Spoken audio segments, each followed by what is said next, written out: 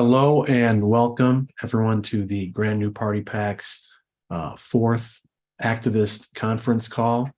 I'm Shane Trejo. I am the executive director of the Grand New Party PAC. Today's presentation is about outreach. So thank you all for attending. Just wanted to get a quick plug out of the way for a Grand New Party PAC event that's coming up. We're co-hosting the Brunch on the Beach event with 2A Patriot hero Kyle Rittenhouse.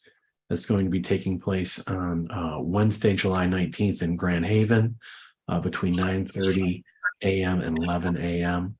So if you're on the west side of the state, or if you're not, feel free to make it out there. Should be a great event. Tickets cost $45 for the brunch event, and then $75 for a brunch and a personalized meet and greet featuring a picture with Kyle Rittenhouse. So let's give Kyle Rittenhouse the hero's welcome he deserves and help out so a great cause while doing so. So we're co-hosting that with the Sons of Liberty PAC, and there's going to be a whole lot of different things going on that day, a dinner, a rally out in Ionia that day. So I hope to see you guys out there. But getting into today's program, we're talking about outreach. We're talking about how do we expand the movement while keeping our principles. So basically, how do we conduct outreach? How do we reach out to new groups that aren't typically Republicans? And how do we do that, while, not compromising, not bending on our core principles, not leaning in, not becoming moderates, not selling out, not leaning into the left while doing so. So that's what we're talking about with many different leaders from the Republican Party Grassroots today. So I'd like to introduce everyone who'll be doing our kind of our panel discussion. Then after our panel discussion's over, we're going to open it up to questions and kind of have more of a free-flowing discussion from there. So I'd like to welcome Michigan GOP Outreach Vice Chair Rola Makki, who is from Dearborn, a Muslim conservative activist who's led successful resistance against LGBT extremism. She has her close ally organizer, Stephanie Butler, on the call as well. They're going to talk about how Christians and Muslims can come together to defeat LGBT extremism in schools. We also have MIGOP Grassroots Vice Chair, Marian Sheridan, Bree Moggenberg of Moms for Liberty, and Monroe GOP Vice Chair Holly Velati. They'll be talking about how to outreach to mothers and how to, bring over women who and fathers and mothers who are concerned about their children's well-being, kind of waking up to the fact of extreme indoctrination in schools and how to kind of bridge the gap with them. So I'm going to talk to Rola and Stephanie first.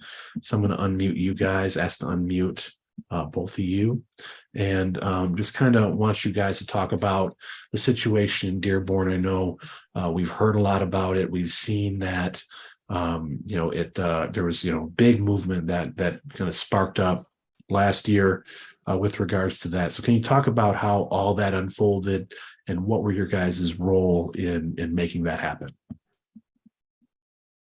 Go ahead, Rola, you can start. Well, Stephanie's letting me start, but it was really her that started this movement in Dearborn. She got a hold of, these materials in the schools and, came to us, a group of her friends, and was like, you won't believe what I just found. Where do we go from here? How do we let parents know? We know that there's no way parents in Dearborn will stand for this kind of, material.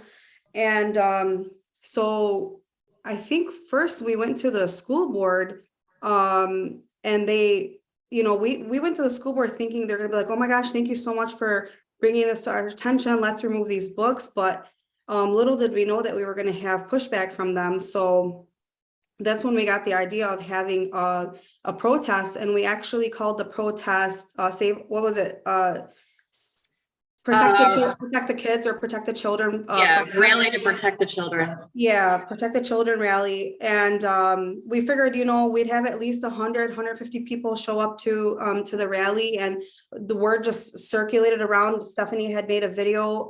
She posted on Facebook, and it exploded. It just went all over the place, and people were so I guess angry. And we thought we would have, like I said, 100, maybe tops 150 people. We had over 800 people show up to the protest. And right before our protest, there was a counter protest from the LGBT community. And I think they had maybe 80 to 100 people show up. So that just kind of tells you where the Dearborn community stands on this issue.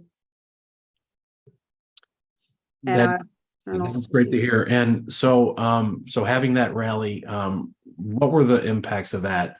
Did you feel that, you were able to keep this, fend this stuff off? Are you feel that is there still sort of institutional pushback coming from the schools to keep pushing this stuff? Where is the status of the fight today? Yeah, so the status of the fight today is still a fight. We just had a controversial school board meeting last month. So in Dearborn, the problem is that every month there's always a crisis here as far as the schools are concerned. One month it could be something about a special ed kid being assaulted or abused.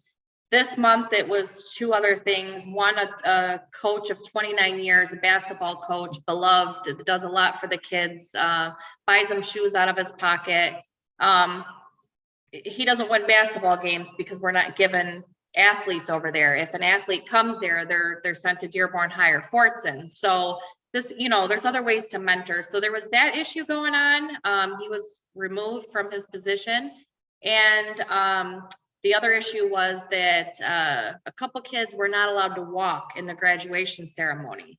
And the kid it's not like he didn't just show up because he didn't want to show up to rehearsal. It was that he worked to support his family. And he was over here from Yemen. His family was back home.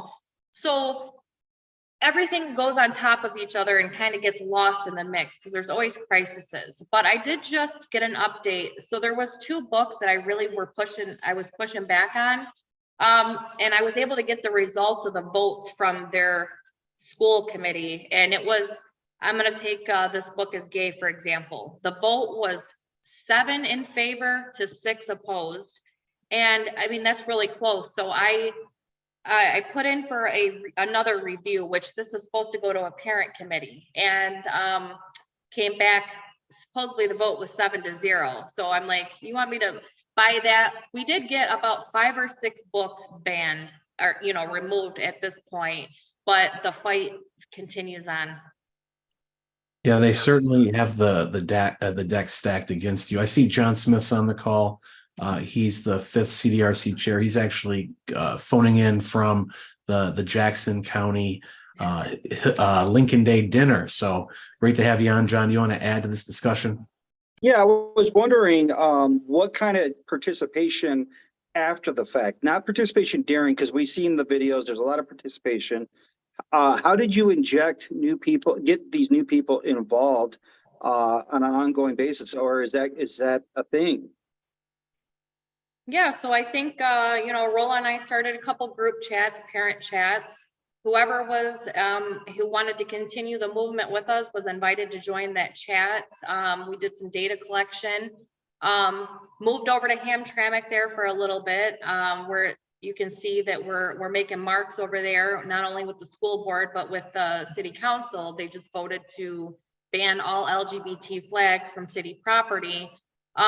So our communities are really, even though they're 15-20 minutes apart, they're very closely aligned because there's families from both communities. So we have nowhere near 800 parents, if after the fact, that's for sure. I think everybody gets in on that initial hype, but we do have a solid, what we call a core group of parents that stayed involved. And I'm telling you, when you tell them something, it gets so far shared. And so that's good for us. Like I guess we gained our core people, which were the right people. And we were able to, you know, slowly but surely our work today is paying off in these cities. You talk to anybody on the streets, nobody will vote Democrat. They have realized that they've been betrayed, lied to, abandoned. So we are building our movement that way. It's taken us, what, a good year, a solid year of just staying focused on this to gain that. But what I think we will gain in the long run is huge. So Yeah, I was kind of- thinking, Oh, yeah. oh, sorry, Rola, go ahead. No, I was just gonna piggyback on Stephanie and what she said about Hamtramck. And, you know, there was a protest against the city council's decision. And as a matter of fact, our own attorney general joined them on that fight. And she sent a message to the people of Hamtramck, specifically the city council and the mayor, who happened to all be Muslim. And she told them, hey, you know, we stood alongside you during your fight against Islamophobia and the Muslim ban, and now, you know, you have to return that favor to us. And they're really putting their foot down over there, and they're not having that type of, you know, eye for an eye, tit for tat rhetoric. So we didn't actually lose, like, so when you get a bunch of people that are injected on an exciting item, we don't necessarily lose those people, but we don't touch those people quite often. Is there a way you think, I was wondering about like maybe doing like a block party or something, maybe Hamtramck block party, where maybe these people aren't engaging or active in the party per se, but they still support what we're doing and still support the conservative movement. I was wondering if there's something that we could do to keep those people engaged and make sure that they're voting Republican. Yeah, well, actually, you know, I went and spoke and had a meeting with the mayor of Hamtramck to offer, you know, a hand of support. Hey, you know, we support your decision. What can we do as the GOP to help you out? Because we know that they're going to keep, you know, Dana Nessel went there as an agitator, and it doesn't seem like they're going to stop. So I definitely think that they would be open to having some sort of event over there. I don't think they would be opposed to it, because his response was, I will work with anybody who supports us. That is awesome. And Rola, I got a question about, you know, you were obviously elected by the precinct delegates as outreach vice chair of the Michigan Republican Party. How have you done in that role? How has like kind of the broader, you know, Republican movement and public received you? And you know, what can we do to kind of build the bridges so that we can have a more formidable and united front moving forward? Yeah, so I spent a lot of time actually. I've been invited to a lot of districts and counties on speaking engagements, and kind of just spreading the message and pretty much, you know, letting people know what we did in our city and how they can implement that in theirs, and to really get involved with their communities, really understand their communities, push for people on the local level to, you know, run for city council and state and school board. That's very, very important, because I believe that, well, we all, I'm sure most of us know that that's where it all starts. That's where we're directly impacted when it comes to local government. And I did have an event in Dearborn. I think it was successful. I had about 90 to 100 people there for our first outreach event. And it was kind of like, you know, faith communities joined together and just celebrate our, you know, our commonalities and set aside our differences, because this is the way we are going to save our state and save our nation. And I think everything is going good so far, and I'm always open to suggestions. You know, I like John's idea of having a black party in Hamtramck. I think that's Like a black party? Did I? I have that Dearborn accent. I might have came all that way. I'm sorry. The black party in Hamtramck. I think that's something they would really appreciate, and you know, go off from there. If we find that to be successful, then hey, block parties everywhere. And I found that, oh, go on. Shane. I was just gonna piggyback off that and say, you know, if you want my honest opinion, I really think what we kicked off here in Dearborn spread nationally. You see that Christians and Muslims are united in Maryland. They're the Armenians, you know, they're all fighting in California. So I think what we did here was give people the courage, the voice, and show them that we can stick together and fight together. We may not agree on every issue, but we do agree on core issues, a fundamental value system. And I think for the longest time, the left just took these immigrants and stuff for granted, and now they're akin to white supremacists. So I just laugh when I see my friends that are, you know, of Muslim descent, and you know, and I say, hey, welcome to the group, welcome to the white supremacist group, you know. So it's kind of like wear it with a badge of honor now. So Yeah, you can't allow them to kind of gaslight you and intimidate you into silence. And I think what the Democrats are banking on with their extreme agenda is that we're not going to be smart enough to build these mend these fences, to reach out the olive branch to different groups that would hate this agenda and are disgusted by it and don't want to see their kids exposed to pornographic filth but all these bizarre theories that really is akin to grooming. And right now Shane. Oh, go ahead. I'm gonna unmute or ask to unmute Marian, Holly, and Marian, Holly, and let me see if I can find her on here, Bree, so that they can join the discussion next. I was going to say, Shane, also don't allow your friends, family, or community gaslight you, because a lot of times even your own kind if you will, Republicans will turn around and gaslight you as well. Like, well, it's not a big issue. It's not a big deal. Why are you doing this? Why are you spending all your money doing this? Why are you spending all your time doing it? Don't let that gaslight you either. If it's an important issue, it's an important issue. And if you want to take it up, take it up. So. Definitely. So now I want to get into this with Holly, Bree, and Marian. I know you guys are involved. Marian wears many hats, but you guys are all involved in the mothers movement, educational freedom movement, and it's a little bit kind of broader than the Muslim Christian alliances that are developing. So I just want you guys to kind of talk about first. Marian and Holly, talk about the Great Schools Initiative, what you guys are doing, what communities you guys are most involved in, and how people can get involved in that. Then Bree can kind of piggyback off that and talk about Moms for Liberty and the work they're doing. So if I go first, I can just say, so a lot is happening behind the scenes with the Great School Initiative, and the whole thrust to reach out to not just Republicans, but independents, and even a lot of Democrats are interested in what's going on in our schools. So I think it's a great opportunity for us to message, this is our Prop 3 issue.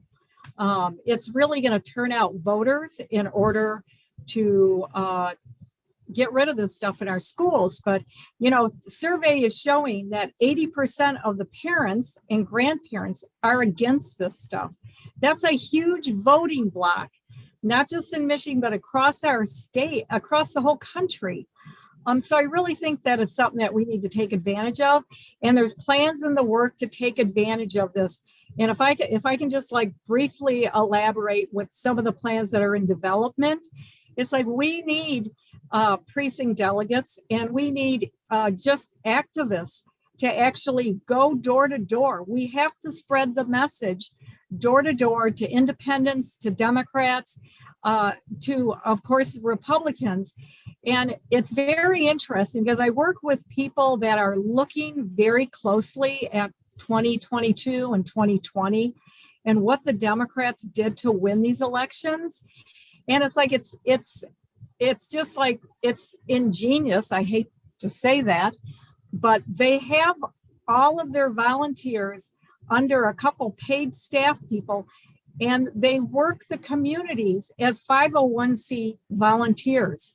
If anybody is on here, they don't know what a 501c3 is. It means that you're an educational organization, and you cannot cross that barrier into a 501c4, which is a political organization. The two are separate and they have to remain separate. There's a wall between them. However, this is what the Democrats do.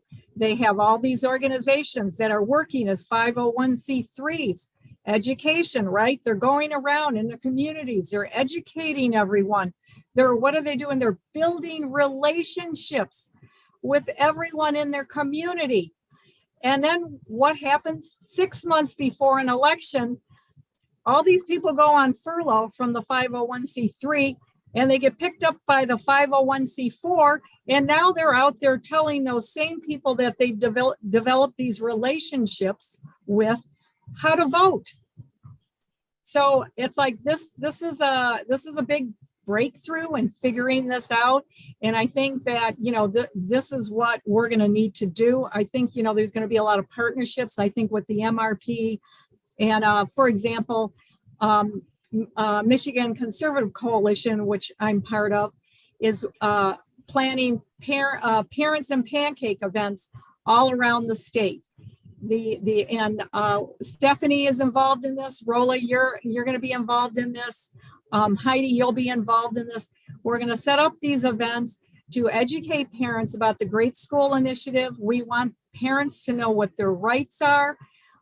We want to educate parents that, like, hey, if you're passionate about this, like we are, maybe you're interested in going door to door in your neighborhood, and we'll give them material like a parents' rights, a short questionnaire. Let's take a little poll so that people have a reason to go door to door under the 501c3 education status, so that we can get that all in place in order to then build those relationships in our community, because that's what we have to do if we're going to win in 2024. And hey, Holly, will you explain to Shane what we were talking about in our district, what we plan on doing in Milan? Yeah, so we need to have action, and we need to bring awareness. So, and of course my dog's gonna start barking right now. He hasn't barked this whole time. Sorry about that. So yeah, but we need to bring awareness. And so what we're gonna try to do is text blasts out to all the community members about all the stuff going on in the schools. One thing the Democrats are doing for us right now is making it really easy for us to have really strong talking points, and we don't have to lie. They're doing outrageous things in the schools. They're doing outrageous things in Lansing. We just need to make sure everybody knows about it. So that's what we're going to do in a few of our different areas of the 5th congressional district. And we're going to just kind of do some tests and see what works and see what we get a response from. And, most of the people that I come across are not political. People on this call, we are not normal. None of us are normal, okay? Most of these people are not into it like we are, but they are getting more concerned and more frustrated. And they need something to do and channel that. And we need to create those opportunities, like Marian was saying. We need to create organizations that give opportunities to get people involved. Yeah, and talk a little bit about the Great Schools Initiative. And I know that, we talked about, the kind of the social issues, the, LGBT indoctrination, children being targeted with sex books and sexual propaganda. Then there's critical race theory, teaching children to dividing them on the basis of their skin color. But then there's just performance. The test scores in these schools are dropping precipitously, and oftentimes that's the number one issue that parents will care about more than the social stuff, more than the racial stuff. It just comes down to school performance. And Marian, can you talk a little bit about kind of the Great Schools Initiative plan to improve school performance, just in a general sense? Monica isn't on. Monica, yeah, unfortunately she couldn't make it because of Okay. a family issue. So go for it. All right. So the Great School Initiative was a partnership that was formed initially by the Walled Lake Citizens for Parental Choice. It's a Walled Lake parents group, and Walled Lake School District Consolidated Schools is one of the largest school districts in the state. They formed a partnership with the Thomas More Society, which is a national law firm. This is not Ann Arbor. This is a law firm out of Chicago. And the first thing they did is go after mask mandates. And 2 weeks after Thomas More Society got involved, mask mandates came down, not just in Walled Lake, but across the state. Now they're looking at, they created a parental opt-out form because state law gives parents the right to opt their children out of sex education. Sex education is a classroom, it's a time, it's a location, and it's taught by accredited teachers. So when you have a teacher outside of those parameters that are teaching kids about their own lifestyle, about their own sexual partners, that is all illegal. So we now have, I think it's 1,200 parents involved in this that have actually submitted opt-out forms. We need to get this message across. Every parent needs to have the opportunity or know that they have the option to opt their kid out of sex education. Now, what's presently happening with that in the Walled Lake School District, for example, there's a process to go through if that opt-out form is violated. And we're going through that process in Walled Lake because the opt-out has been violated. So it has to go through our county Board of Education, and they have so long to act on it, conduct an investigation, and then it goes to the State Board of Education where they conduct an education, and then a lawsuit can be filed. So in Walled Lake, we're now recently just went to the State Board of Education. They'll have so long to investigate. I don't know whether they'll investigate or not, or whether they'll just run out the clock. And then the Thomas More Society will file that lawsuit because and I don't know what the instance is, but somewhere along the line, they violated parents who opted out of sex education in the Walled Lake schools. It's not just that is not just their only issue. They're going to pivot onto a bathroom policy and then onto net neutrality, which means you cannot favor one opinion over another. So there's a lot of great things going on with the Great School Initiative. And I'm very excited that this is happening in our state because I think that we have the opportunity to set precedents across the country. So I'm just like so grateful to the Thomas More Society for taking up our cause and helping with this. So thank you. I see someone.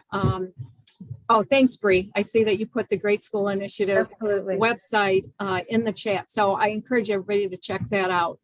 Definitely. And one example that we've seen in Oakland County recently was where in the Troy School District, they eliminated honors classes, AP classes, because supposedly they were, inequitable or something like that, some sort of ridiculous reason.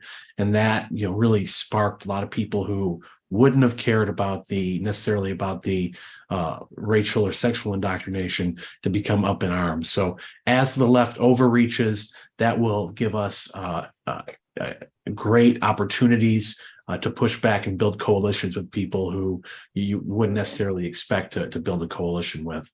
But I want to, go on. Oh, I just want to comment that they do have a recall effort going there on school board members. So if anybody is in Troy School District or anywhere near there and they want to help out with that cause, it's a really worthy cause. And I think they can probably get in touch with the Oakland Republican Party and they will hook you up, or you can look me up and I'll find out who you can get in touch with to help in that effort.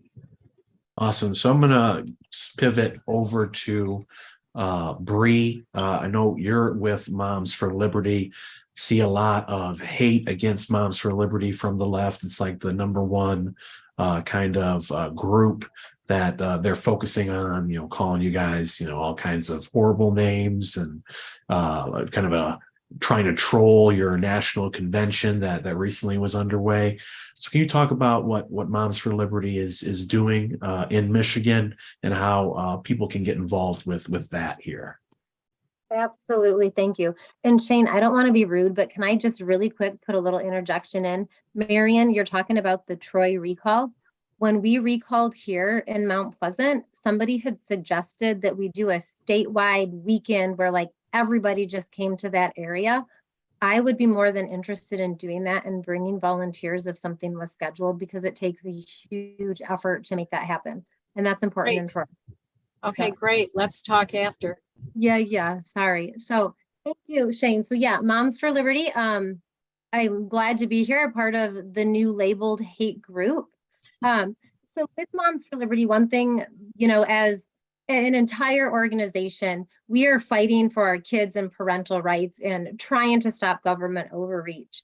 But one thing that's really important to remember is that each Moms for Liberty organization is a very separate organization, right? And it's unique to each county. And so really we all have our different battles, if you will, that are going on, and we all have a different approach. For our county here, I will tell you that our approach has really been on the foundation of Joshua 1:9, be strong and courageous. And we say that not just for our parents that really need to be empowered to stand up and be strong and courageous and be able to have those conversations with teachers or school boards, but also our kids, right? Like, I think as we're fighting for our kids, we forget that it's also our duty to help our kids learn to be strong and courageous. So, right. So just to give an example, like my daughter in school, like, hey, if anybody asks you if you're interested in men, women, or both, you look at them and say, none of your business, and don't ask me that again. Are you a pervert? But just emboldening them to stand up. And we really do forget about our kids as we're doing this. But the way in our county that we're moving, especially, and I say this because the State Board of Education knows me well. Pamela Pugh is one of my favorites. She actually has been captured taking a video of me at a state board meeting, which was pointed out. Now, if you notice at the state board meetings, they'll take the view from the back, probably because we can't see what they're doing on their phones then. But every month I'm at these board meetings, and it is so disheartening. I watched it when all of these parents and groups and Moms for Liberties were calling in and speaking. And then the election and everybody just fell away, right? Like everybody literally was gone. Continually having been there. And from our organization standpoint, we are very resolution based. Like we came at them along the lines of GSI. Here is our resolution. We're not asking you to ban anything. Alert parents, give them an opportunity to opt out and allow their students to have alternative education. Those Democrats shot it down. They don't care. It doesn't matter what you say, and your thoughts as a parent are not relevant if it doesn't align with theirs. Most recently, they passed the Freedom to Read resolution. I don't know if anyone here is aware of this. Essentially, this Freedom to Read resolution, I do want you to read this because this is very strong, and this is the foundation of our movement next.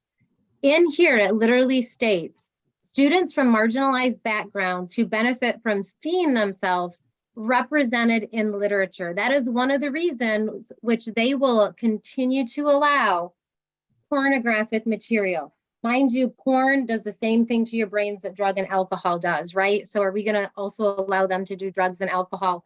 But when you think about this statement, students who benefit from seeing themselves represented, if any student sees themselves being represented by the sex and the depiction of the stuff that happens in these books, somebody needs to be turned in and a report needs to be made. Our take on this, and I'll say not just for Moms for Liberty, but as the district group that Moms for Liberty, of course, is going to help organize, but our District 2 group is going to take this and we're going to move with it. You know what? We're done. Like, how much effort do we spend, folks, into fighting and fighting and fighting? And if we do something, then all of a sudden they're going to do something, and then everybody, and it goes nowhere. So let's spin it. Sure, you want to allow the boys to go in the girls' bathroom? Girls, hey, go line up at the gender neutral bathroom and stand there for an hour until you get to go pee. Sure, you want to allow all these books to stay in the library? Hey, kids, go take these books in, and they're Christian based, or maybe we've got the Great Reset books or Trump One books, and let's make sure we put these in the library also, right? So really, if you look at what they're doing, we're going to start to look at flipping that back. And then, of course, we go back to the Great Schools Initiative and everything that we can do, but we're going to engage parents by helping them have the courage to raise up their kids to say, hey, right, I'm putting my foot down to this, but at the same time, empowering those parents to send the messages like, hey, folks, this is what's going on. And Holly, I'm going to look at you because you know this. Parents come to you. They're like, hey, Holly, can you help? Can you help? Like, hey, can you do this? What do I do? We're going to come up like, hey, this happens. These are the steps. Do it. This is what you can do. Let me know how it turns out. And then we're empowering them by doing that. So Moms for Liberty, again, is on so many different levels. But speaking from our organization here, this is the next move that we're making. And it's going to be empower the parents. And I think, Marian, I don't know if I've spoke to you, but I have spoke to Monica about it. And I've spoke to Great Schools Initiative. And I think Holly. In August, our Moms for Liberty organization is going to have a town hall to empower the parents about how to homeschool and to give them the information. And imagine if we did this across the state.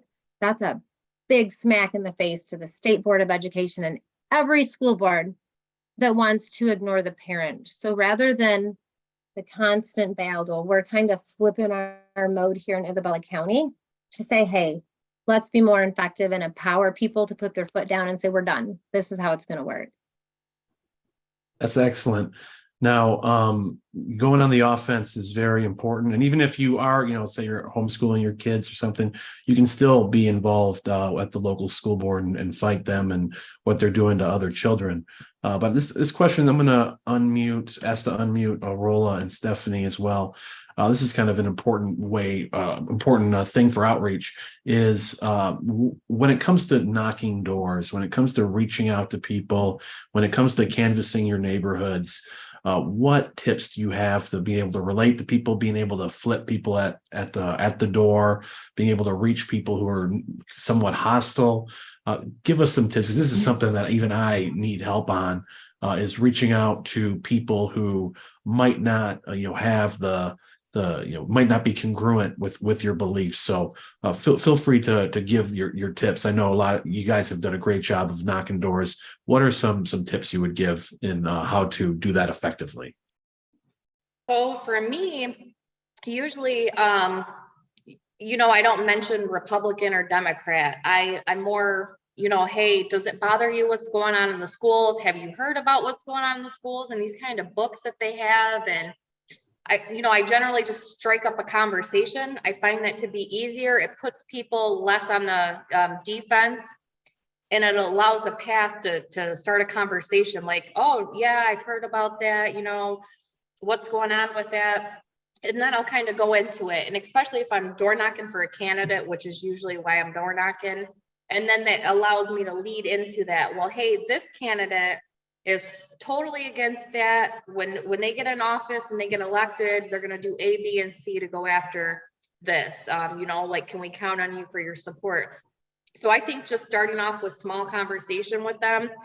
I found that the word Republican is scary. Obviously, the Democratic word is scary when you're first starting a conversation. Even the word conservative strikes people funny. So I can feel them once you start the conversation. You can feel if they're going to be responsive, and then it allows you to open up and be able to speak more freely. You get the vibe from them. So pamphlets, flyers, taking that stuff with you when you go, giving them something visual to look at and say, go on YouTube and Google, this and watch what happened, or taking a pamphlet. I know we've passed out GSA flyers before in the schools. We did get some pushback. A lot of parents used it though.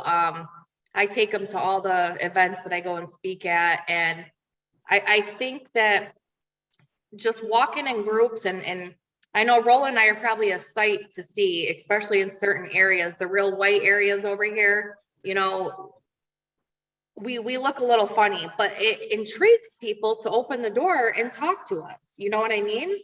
So we can relate to a white household, we can relate to a non-white household. And I just think that's what it is making those people feel comfortable when they open the door. Listen, I'm not selling you anything. I just wanted to know, how do you feel about the stuff going on in schools? Do you have kids in schools? And, you know, what's your opinion? Because homeschool is not for everybody. I know that I'm not a person that could sit and homeschool my kids, but I decided to put mine in private school. Not everybody can do that, but thankfully we have an affordable one over here. So those are just some ideas. You just stay away from those hot topic, those words, and just relate to them mother to mother, father to mother. You know, it's just about being personable, I guess, is my advice. Yeah, definitely know your community, know what's important to these groups of people that you're that you're speaking with. Like when Stephanie and I went knocking on doors in Dearborn, we weren't talking about election integrity to everybody. Yeah. Election integrity isn't something that would bring people to a protest. No. So we know our community, we know what's important to them, we know what triggers them. And like she said, ask the question, do you know what's going on in the schools? Did you know what types of books are being found in the schools? Did you know that there's 2 autistic kids in Dearborn that were mishandled, or so like, yeah, just really understand the community and what's important to them.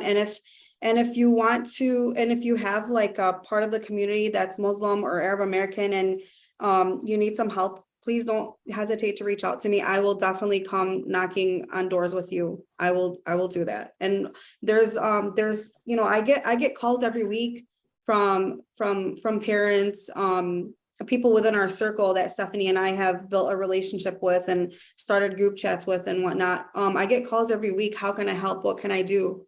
So, if you need help with that door knocking, we definitely have the help. That is Yeah, excellent. Shane, I just wanted to add real quick too. We're talking about all these groups coming together. I think that's a really solid idea, because as I'm hearing about Moms for Liberty's plan, I'm thinking, oh, okay, I'm teamed up with FEC with Leisha on this. I'm actually co-chairing her educational panel with a woman named Chastity.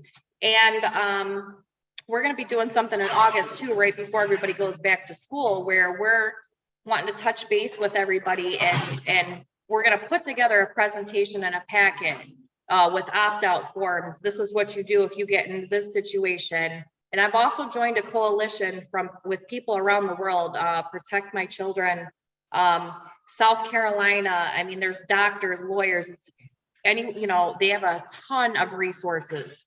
So there's a lot of things out there to find if you know where to look. And I would be free too, if anyone has any questions on how to hook up with this group or that group. And, maybe we all team up and come together under one umbrella for this education portion. Yep. And we see how it's kind of forming, we see all the different activist groups on the left, like Marian talked about earlier, all these different groups of these different activists. Ours are coming together now, all kind of serving different, but, similar minded goals. And I think, as we, develop these different organizations and start working effectively together, that's when we will be able to build the organizational prowess that the left has had and that we've lacked for so long. I agree. And I think the one thing that the left has over us besides money is the youth. And we have not come up with a solid plan to be able to target them at this point. And I think that is a foundational piece that we're missing. And I'm open to ideas on that, because this is something that no one on our side has been able to figure out how to engage them. So with the propaganda, it's definitely not easy. Maybe we'll try to handle that on a future call, because that's a tough one. That's a whole other absolutely. topic. Yeah. I was also gonna just real quick say, don't assume, like, when you walk up to a house and they have like a Trump sign, or they look like they're somebody that might be conservative, don't assume that they know what's going on. Because when Stephanie and I went knocking on some doors, there were some people that surprisingly did not have any clue what was going on. And at the Lincoln Day dinner, the past a week or two ago, I was having some conversations from people, in our party, and they had no idea what was going on in Hamtramck. And that was just like 15-20 minutes away. That was in their backyard. So don't just assume that people, have an idea of what's going on around them. Definitely take the time to have that conversation with people, even if they're conservative. Yep. Well, Go on. yep. I just wanted to say, one of the things that we find, we actually have a joke about it in our county, but one of the things we find really effective is reading porn. Seriously, I prefer not to go door knocking, and most of the people, if you've never been door knocking, you're probably terrified when we say it. So go to places where people already are. So for example, township halls are open meetings, so they always have public comment. And I don't know about where you guys are, but we have a lot of solar farms and wind farms trying to come in, which are making our township meetings a lot bigger, which is great for me, because then I walk up to public comment and they think I'm going to talk about solar farms, and then I pull out push and I start reading from it. And I get through maybe 3 or 4 sentences before they beg me to stop reading. And this is a room full of adults, and most of them don't even have kids in the schools. But when I can say to them, this is a book that I've already verified is for sure in the district that you live in. And regardless if you have kids or not, you are a taxpayer in that district. You are a stakeholder in that district. And what do you think happens to your property values when your school continues to go downhill? And you may not have grandkids that are in this area, but someone does. And do you care about them? You have a reason to be involved, but there are opportunities. Every one of us has a different circle of influence. We are involved in different groups, different organizations, different churches. You can always reach out to any of us on this call and have us come into your church and talk to some of your church leaders, specifically your men groups. Because I got to tell you, that's one thing that gets really, really exhausting for us, is that we need you guys to start stepping up more and protecting your families, because they're doing it passively, but they are coming for your children. No different than if they were breaking into your house at night. They are coming for your children and for your grandchildren. So at some point you have to tell yourself, like, I wouldn't sit here and do nothing if they broke in my house. Why am I allowing them to do it to me, to kids in my community? Because they're hurting kids. So we have ways for you to get involved. It doesn't have to just be door knocking, but I will tell you, after you've done this enough, you probably will be warmed up enough that by next summer, you will be ready to start door knocking. And another thing we want to do is, if someone is new door knocking, pairing them up with like a mentor, someone who's a veteran that can kind of take them around, show them the ropes, show them that they're not going to get, hated on by at random people, that even if people disagree with them, they usually appreciate the fact that you have the initiative to go door to door and actually talk about these issues. And if you are an authority on those issues, oftentimes they'll be like, hey, let me know what's going on. Let me know what's going on these issues. Let me know who the good guys are. Because a lot of people, they don't have the time or the willingness to, like Holly said earlier, we're not normal. Normal people might not want to devote all the hours and the time to really understand these issues that can be quite painful when you do understand the realities of them. But if they see that you're credible, they'll be willing to take advice and counsel from you. So do we have any questions from people? Can I make a comment? Oh, please do. So Holly, I love you. I love what you have to say. It's like you inspire me. I need to talk to you afterwards, because we're having issues at our Walled Lake School Board meetings where we have, is it GSLL? Is that the organization? It's in Southwest Michigan, and they're overtaking our school board meetings, and they just come in with, their LGBTQ propaganda, and they just like shout everybody down. And I thought, what, all we need to do is come in and read. Yep. And so I want to look at some of those materials. However, I do think, just the Democrats don't get into their election mode or their door-to-door mode the summer before a major election. They are full-time and they run it like a business.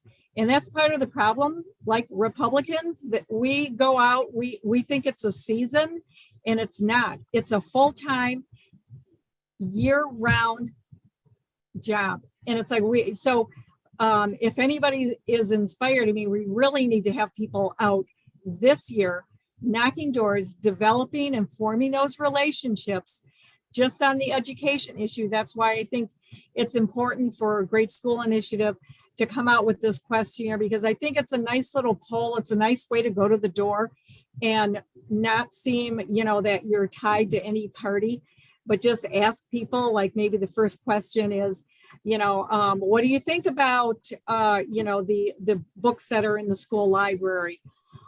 Just to start that conversation.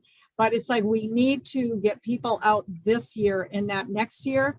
Another thing I think is so interesting that we have found out that Democrats,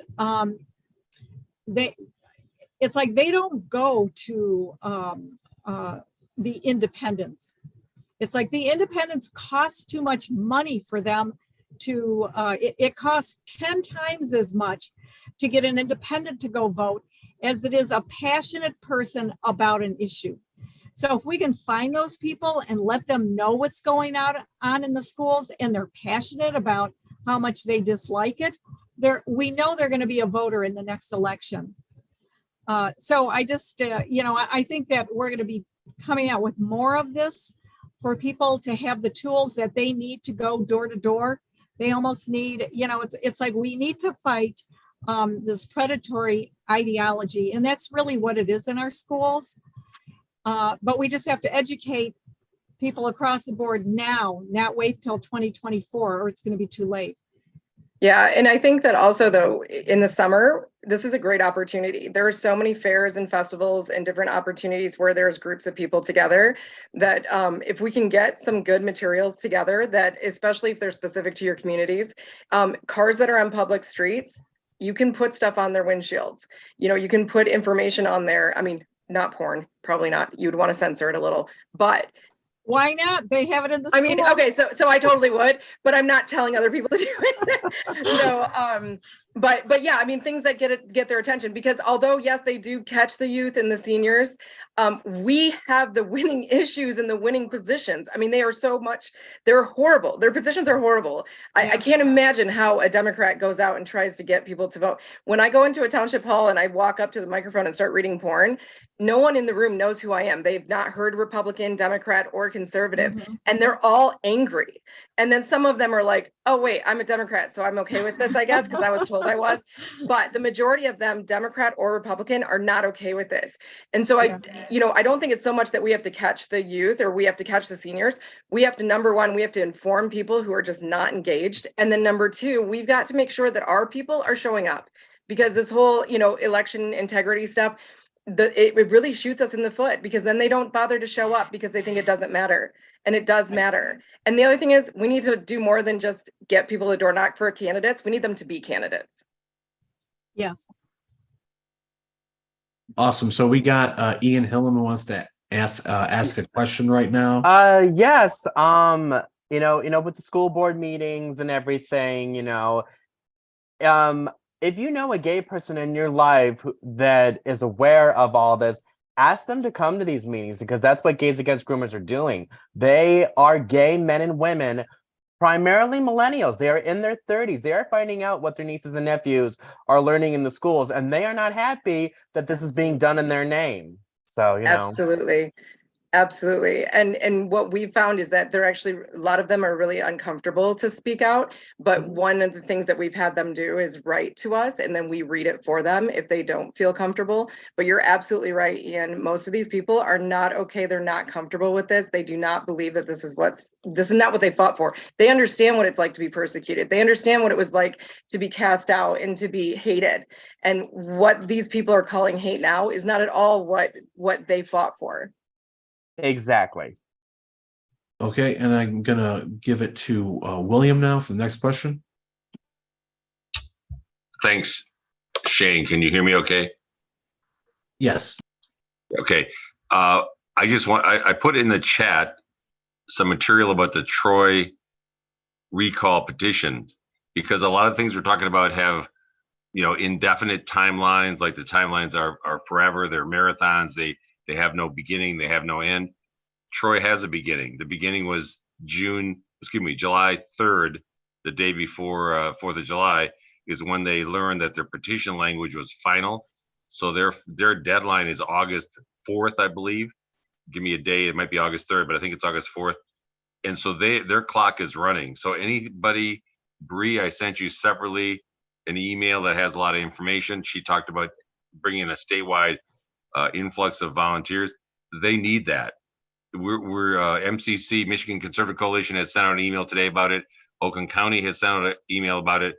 As 11th district chair, I sent out an email about it, but their clock is running. So in the next 29 days or 28 days, anybody on this group that wants to get involved, go to the chat, see the information I posted there. You can either volunteer directly or learn more about a meeting, which is going to be tomorrow night, a face-to-face meeting, to organize. They only have 4 weekends before the deadline for signatures. William, One of which is, how many which one of which signatures is- are you looking to get? I've heard different numbers. I'm not from Troy. I've heard some people say it's 6,000 per recall. I've heard some people say 9,000, but I believe it's 6,000. But they're recalling, give me a little add to it, I think it's 4 or 5 board members. So they need 6,000 board members, signatures per board member in 30 days. And it's not their deadline, it's a state deadline. So, but the point is, I don't want to get into the details too much because it's so confusing, but Bree's comments resonated. I'm not in Troy, they need an army of people to help them or they don't have a shot. And they're trying to do something pretty basic. It's not political. It's like, do you think honors classes should be continued or not? This isn't about LGBT or CRT. This is like, do you think kids should be given an opportunity to advance at their own pace? Nobody's against that. I mean, nobody I know is against that.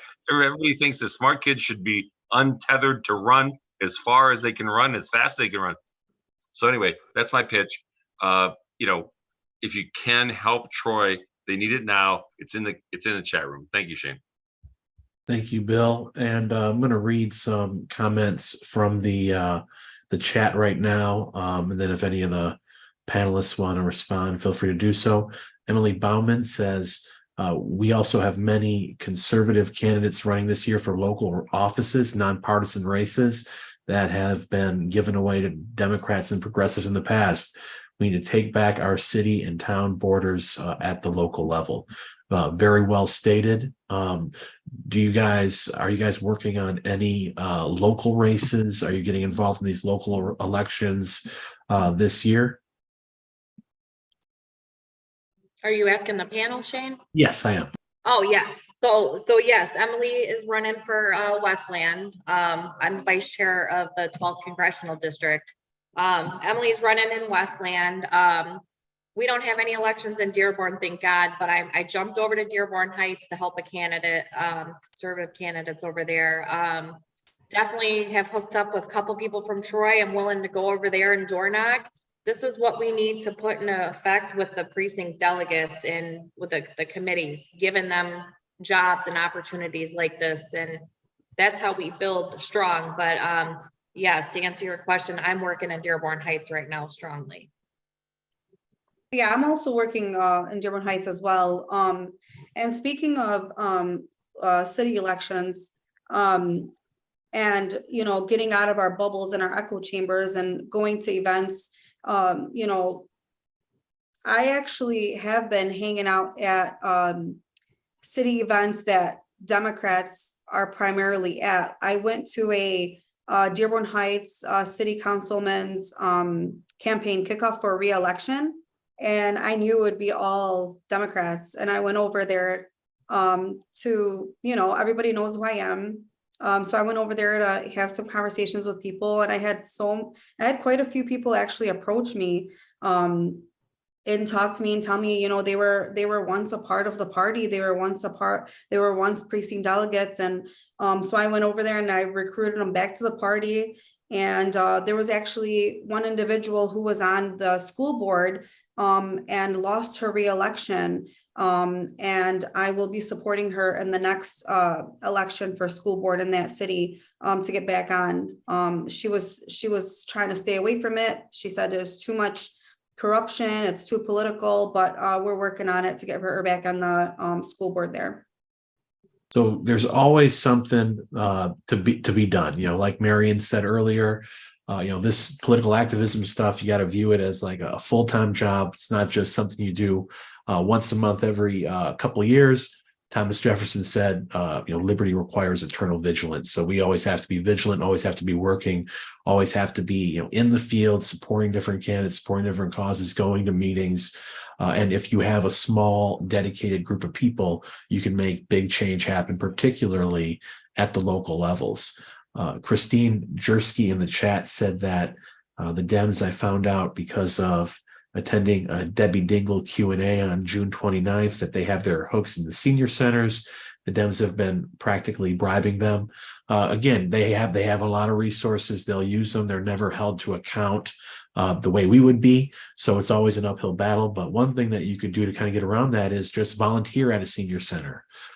Get in there, give some of your time per week to volunteer at the senior center, make friends and allies there.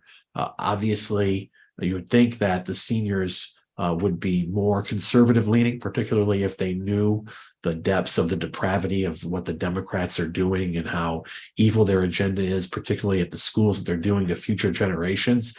But they need to hear that message. And if Democrats are dominating in these senior centers, if they're using all of their resources at these senior centers, then they may never get that message. But if you volunteer there, give up some of your time, you'll be able to build those relationships and potentially get a friendly ear from some people in those senior centers or other areas where there's a lot of elderly people who would be more conservative, would be Republican if they had access to the right information. All right. Also, Matt Petrie said that we can focus on issues while door knocking, they'll build a common link before mentioning any buzzwords like Republican, conservative, etc. Yeah, there's a lot of politically charged words. It's kind of difficult to know what they are sometimes, but generally, when it comes to local politics and county politics, people don't want to deal with the partisanship as much. They want just improving your communities, addressing issues, what's better for the kids. People don't want that partisan stuff injected into their local politics as much, and who can really blame them there? Also, some information in the chat about the Great Schools Initiative. Go to Great School, or go to I believe that's ltbmish.org. That's Let Them Be. That's Holly Velarde's group. So check that out for information on how to get involved there. Also, greatschoolsinitiative.org is another website where you can go and fill out their form and get an opt-in. Get the opt-out form that will allow children to be opted out of bizarre sexual education, other things. And we have Susan Kakinda who wants to give a question as well. Not so much a question, Shane. You probably have a good idea what I'm going to bring up. Because I think one other area of outreach where you can talk to everybody is the economy. And President Trump gave us a master class in his speech in Novi a week ago Sunday in terms of, I think, outreach to a very critical area, especially in southeastern Michigan, which is trade unionists, right? Because he went after the electric vehicles, he went after free trade, and he made the point over and over again that a lot of the rank and file support him. So I wanted to invite people. I've been hosting Zooms. I think this will be our fourth one on Trump's Agenda 47 policies, which is the title he's given to his policies of making us a manufacturing superpower, raising the standard of living, creating the conditions where a young family can have a car and raise a family and so on. Again, these are things that we can talk to anybody about. So we've been having strategy discussions in terms of how to reach out to new layers around these ideas. And I will put in the chat both my email and the link to our Tuesday, July 11th Zoom if anybody wants to join us.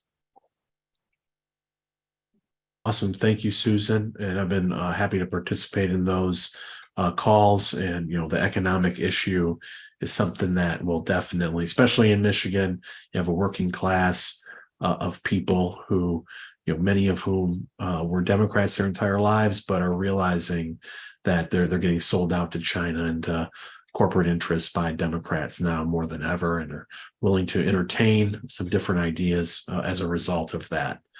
So, Bree, can you tell us how to get in contact with Moms for Liberty?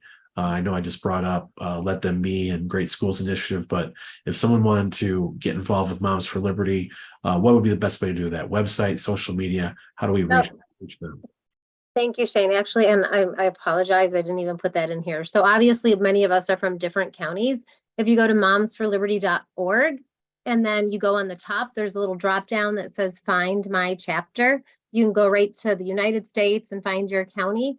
Your county also may actually not have a chapter. So if it's something that you're interested in doing, or a parent that's within your county, it's all right there. And there's a walkthrough menu and how you can actually set it up to apply to open up an organization, and you go through an interview process. But if there is an existing chapter, then it'll connect you right from the momsforliberty.org website. Everybody will be on there. Excellent. So do we have any more questions before we wrap up today? All right, while we wait for any more questions, if you guys have any final comments you want to give, any final inspiration, feel free to do so. Yeah, I just wanted to reiterate that, in addition to being able to work with some of these, like a Moms for Liberty chapter, these other organizations like Let Them Be and Great Schools Initiative, and I know even Moms for Liberty, we do have a need for people to be involved. So, if that's something that, if your skill set, you don't feel comfortable taking that leap right now to just go and walk up to someone's door, reach out to our organizations, reach out to any of us that are on this call, because for us with Let Them Be, we only have so much time in our days that we can do this. And a lot of us aren't being paid. I know Stephanie probably understands that, and a lot of us do. So, we're doing this because we're passionate about it, but we all have different skill sets that have, we're all different pieces of God's bodies, with the church. So we all have a different part to play. And I know that for our organization, we would love for someone who had maybe, 5 to 10 hours a month to give, to just help us with some of the back end stuff and organizing and preparing. Holly, can I piggyback off from you really quick? I just want to say thank you for saying that. And one thing that we always tell people here when we're working with parents is that you really have to meet people where they are as well, right? Whether you're door knocking or whatever you're doing. But not everybody is on letter Z, right? If you're learning the alphabet, like some people are on letter D and they just cannot formulate the rest of the words to get there. And so it's really important that whatever you're doing on whatever level, whether you're door knocking or you're educating publicly, you really have to try to meet people where they are. And once you get them and you get their emotions where they are, then you can just walk them the rest of the way. Right. It's an evolution. I don't know about you, but if you told me 2 years ago that I'd be doing the things I'm doing today, I would have told you there's no way that's going to happen. And I think a lot of us probably can relate to that, but it was a life cycle and just like you said, Bree, we've got to meet people at whatever stage in that life cycle they're at. And it may not be to jump in and be, both feet. They may not even know they have the skill set, but we can help them figure that out. Absolutely. Yep, and if you get someone involved kind of at a smaller level, at if they just get knowing the community, knowing the group, kind of building that camaraderie first. You can take someone who will get involved just with the smallest task, and they'll become the most go-getting activist in no time. So just getting people involved, and then they see that it's not so daunting, and then they can become great activists from there. We have a couple of questions, so I'm going to go to Dixon first. So I asked to unmute. All right, well, maybe they're not around. So I'm gonna go to Chris and Fadwa next. Oh, there you go. Hey there, this is Dr. Fadwa. How are you? Thank you for this meeting. I'm a specialist in holistic medicine. I'm a clinical doctor of pharmacy, and I've been doing a lot of talks on mental illness with our youth. And specifically talking about porn, like you mentioned, how drugs and alcohol is just pretty much equate in terms of the brain damage that's happening. My question is, have you heard at all if they're going to start having like mental health clinics in the public schools? And do you have and I'm not trying to solicit myself, I'm sincerely asking the question, do you have anybody in the medical side working alongside with you to kind of be there at these meetings and talk about what's happening medically, and then warning parents about these medical clinics that are probably starting up in the fall? So I was just curious, your thoughts on that. I'll take that one. I do know that they do have some downriver medical clinics already. Specifically, I believe Taylor has its own health teen clinic. So I haven't heard of one starting up in Dearborn. However, sometimes you just go search the most random things like Dearborn Public Schools. Like what are they hiring for? So you can find out a lot of information like that. Like I saw we just took on a bunch of clinical psychiatrists, psychologists, the ones that can write the prescription. And I'm thinking, what do we need them writing prescriptions? You know, that's a pretty high standard there. So I am keeping my eyes peeled on that. And no, we don't have a lot of people like you that are willing to come speak out from the medical community because they're scared about their insurance, they're scared about their licensing. So we need more brave individuals like you that would be willing to come around and help us, you know, talk on these points. That would be an honor, I think, for any of us. Yeah, I would agree. I think there's a lot of schools that school districts that would be really appreciative of someone like you to come and speak at some of their meetings, because similar to what Ian was saying earlier about having people that are gay come to the meetings and speak on some of this stuff, we also need people with medical backgrounds, because they do like to try and gaslight us and tell us that we don't know what we're talking about and that we're wrong. But when somebody like you comes with your experience, it makes it a lot harder for them to discredit things that you're saying. Thank you. And do we have any more questions? Okay, well, seeing no more questions, I wanted to thank all the panelists today, Holly Velati, Stephanie Butler, Marian Sheridan, Bree Mogenberg, I think I said it right. Also wanted to thank the Rola Makki as well for coming on. Also John Smith, he had to bail earlier, but he had to bail for his Lincoln Day dinner, but yeah, thanks for him again for helping set this up. The entire Zoom call will be posted later on so that, you know, it can be sent out and this information get out. People can understand how to get involved and fight back against all this evil that is enveloping us right now.